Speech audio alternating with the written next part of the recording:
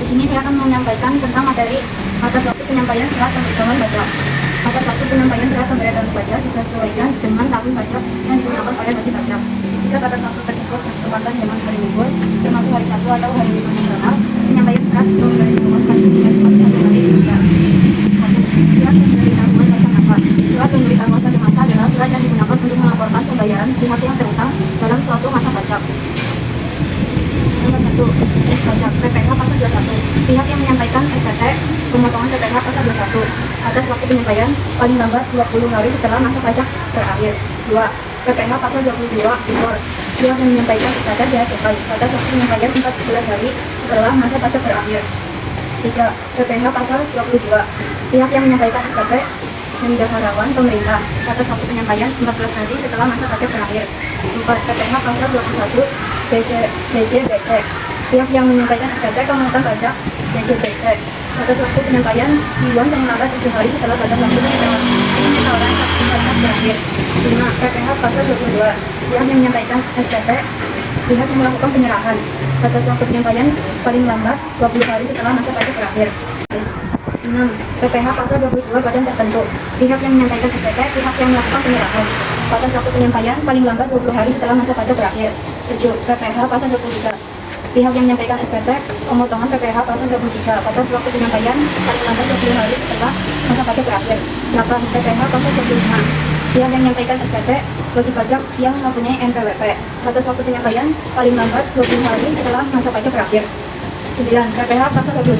Pihak yang menyampaikan SPT pemotongan PPh pasal 26 batas waktu penyampaian paling lambat 20 hari setelah masa pajak berakhir. 10. PPN dan PPN BM. Pihak yang menyampaikan SPT pengusaha kena pajak batas waktu penyampaian paling lambat 20 hari setelah masa pajak berakhir. 11. PPN dan PPN BNBC. BCBC. Pihak yang menyampaikan SPT bea cukai batas waktu penyampaian paling lambat 7 hari setelah masa pajak berakhir. 12. PPN dan PPN BM. Pihak yang menyampaikan SPT pengusaha kena pajak batas waktu penyampaian paling lambat 20 hari setelah masa pajak berakhir. 2. Surat pemberitahuan pajak tahunan adalah surat yang oleh wajib pajak digunakan untuk melaporkan kemungkinan dan pembayaran pajak yang terutang dalam 1 tahun pajak. Jenis SPT tahunan. 1. PPh orang pribadi. Batas waktu pembayaran sebelum SPT tahunan PPh disampaikan. Batas waktu pelaporan akhir bulan ketika setelah berakhirnya tahun pajak atau bagian tahun pajak. 2. PPh badan. Batas waktu pembayaran sebelum SPT tahunan PPh disampaikan. Batas waktu pelaporan akhir bulan keempat setelah berakhirnya tahun pajak atau bagian tahun pajak. 3. PPDP. Batas waktu pembayaran 6 bulan sejak tanggal diterimanya SPPT. Batas waktu pelaporan tidak ada. 3. Surat pemberitahuan pajak dalam media elektronik. Layanan ESPT adalah data SPT wajib pajak dalam bentuk elektronik yang dibuat oleh wajib pajak dengan menggunakan aplikasi ESPT yang disediakan secara cuma-cuma oleh Direktorat Jenderal Pajak. Sedangkan e-filing adalah suatu cara penyampaian SPT atau pemberitahuan perpanjangan SPT tahunan yang dilakukan secara online yang relevan melalui penyedia jasa aplikasi atau Application Service Provider atau ASP. Wajib pajak yang akan menyampaikan ESPT melalui layanan e-filing harus memiliki Electronic Filing Identification Number atau EFIN dan memperoleh sertifikat atau digital sertifikat dari Direktorat Jenderal Pajak.